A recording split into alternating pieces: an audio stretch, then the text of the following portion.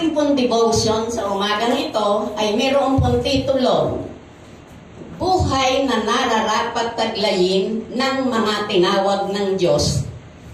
At ito po ay mababasa natin sa Efeso 4 verses 1 to 6.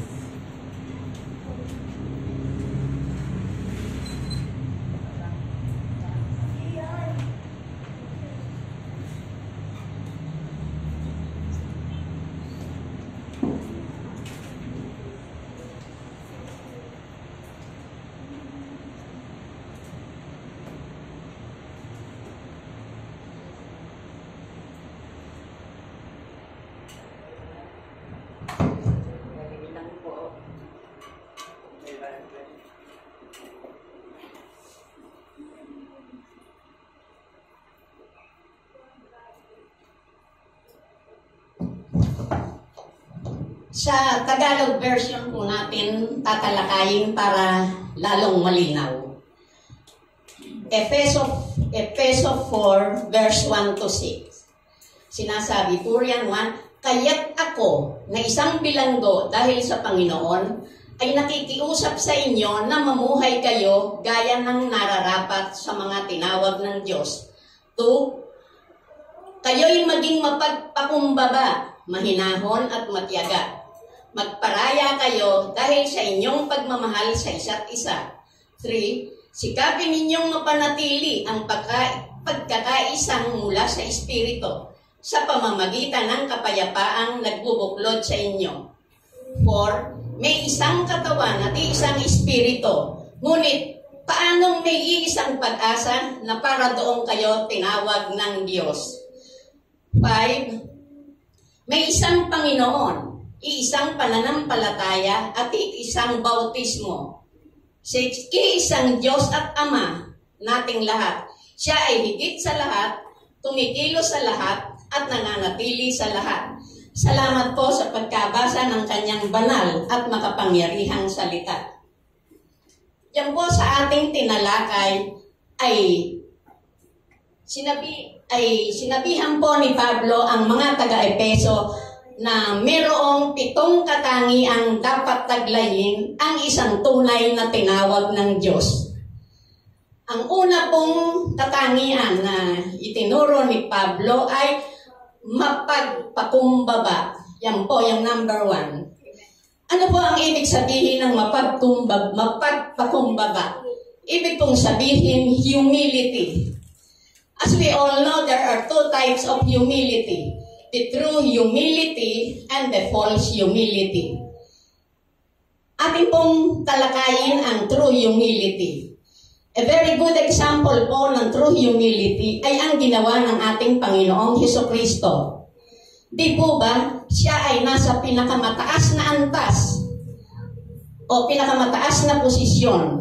Siya po ay nagpakumbaba at bumaba sa lupa bilang isang alipin hanggang siya po ay mamatay sa krus ng Kalbaryo.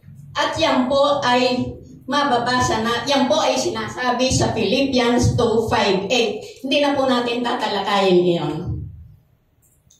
Yan po yung unang halimbawa ng true humility, yung pong pagpakumbaba ng ating Hesukristo.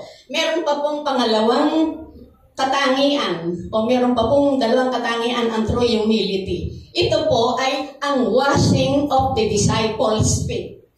Yan po ay nakatala sa John 13. Tayo na lang po ang bumasa sa ating mga tahanan. Kaya po, sa maikling salita, ang mapagpakumbaba, ang isa pong magandang halimbawa dyan ay ang pagbaba ng ating Panginoong Hesukristo. At ang pangalawa po ay ang washing of the disciples' feet. Tingnan po natin ang pangalawang katangian na dapat taglayin. Ito po ay ang mahinahon. Ano po ang pagkakaintindi natin sa salitang mahinahon? Di po ba? Di pa bigla-bigla. Maingat sa pagsasalita o maingat sa gawa.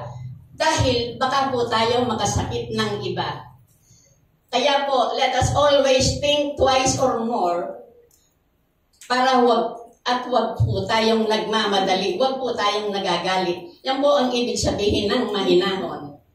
Ang pangatlo pangatlong katangian po ay matyaga. Ibig pong sabihin ng matyaga, hindi naiinip, di nagmamadali. Hinay-hinay lang po tayo sa lahat ng ating ginagawa. Kaya po, matyaga. Number 4 po, mapagparaya. Alam po natin yung mapagparaya. Let us always give way. Magbibigay po tayo ng give way or chance to others.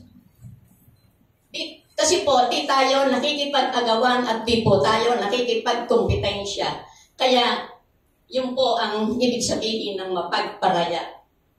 Ang panlima po ay mapagmahal. Ito po yung love. Alam po natin lahat ito. Dahil ang love po ang batas ng Panginoon. Meron po tayong malasakit sa ating kapwa. Yung love po ang batas ng Panginoon. Ibigin ng Diyos at ang pangalawa po ay love thy neighbors. Alam po natin lahat yan, lalo na po ang love thy neighbors. At ang pang-anim po ay mayroong pagkakaisa. Ibig pong sabihin ng mayroong pagkakaisa, yan po ay unity. Yan po yung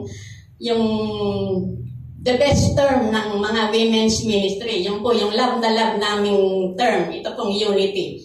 Kasi po, without unity, we will never succeed. Di po ba, mga women's? Diyan po sa John 17, meron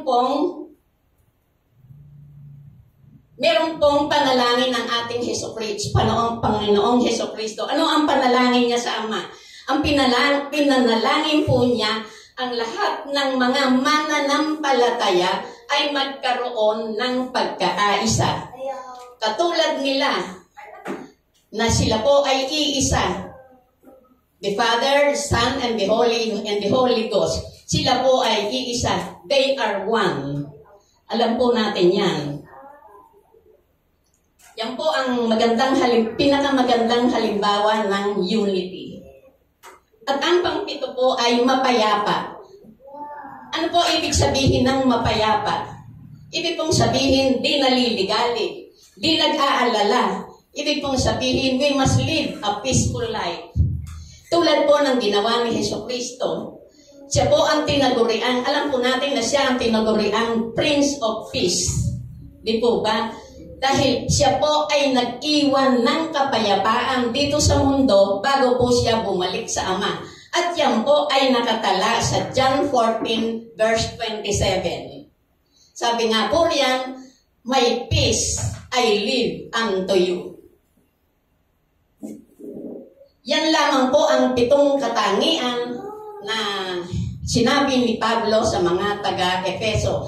At ito rin pong aral na ito ay inulit ni Pablo sa mga taga-Colosas. Yan po ay nakasulat sa Colossians 3 verse 12. Ito pong mga aral na ito ay nakasulat din sa Colossians 3:12.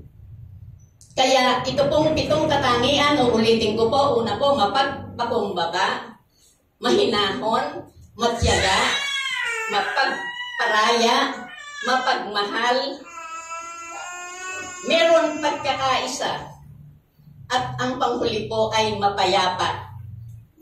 Kaya sikapin po natin na mataglayin natin ang mga katangian ito.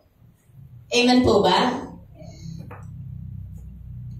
Kahit ang tanong ko lang, meron pong isang katanungan na diyan po sa mga 7 katangian na yan, ay ilan na po ang ating na tinataglay o naposes. Diyan po sa 7 katangian na yan. At meron pa pong isang katanungan bago po tayo magwakas. Ang katanungan po ay ito.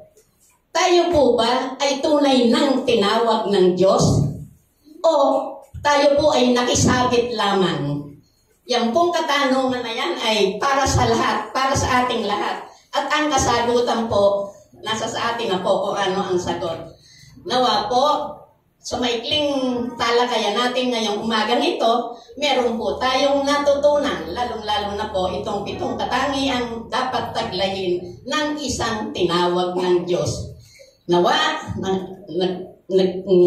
nakapulutan po natin ng aral at nawa nadagdagan ng ang ating kaalaman sa mga salita ng Panginoon. To God be all the glory.